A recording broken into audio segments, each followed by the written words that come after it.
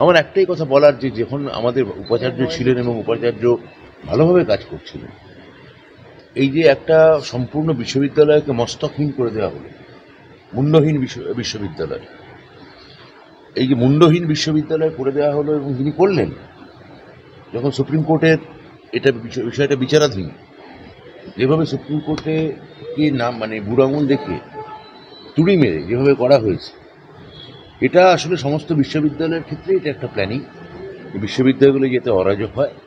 এখন এই অরাজকতার এই কারোর একজন ব্যক্তিগত ইচ্ছা অনিচ্ছা তার বলি হচ্ছে এই বাচ্চা বাচ্চা ছেলে মেয়েগুলো। একটা এই বিশ্ববিদ্যালয়ে যদি উপাচার্য না থাকেন এবং যাদবপুরের মতো একটা সেন্সিটিভ বিশ্ববিদ্যালয় যেখানে অতীতেও এরকম ঘটনা বারবার ঘটেছে, সেখানে একটা নৈরাজ্য, স্বাভাবিক নৈরাজ্য হওয়ার কথা।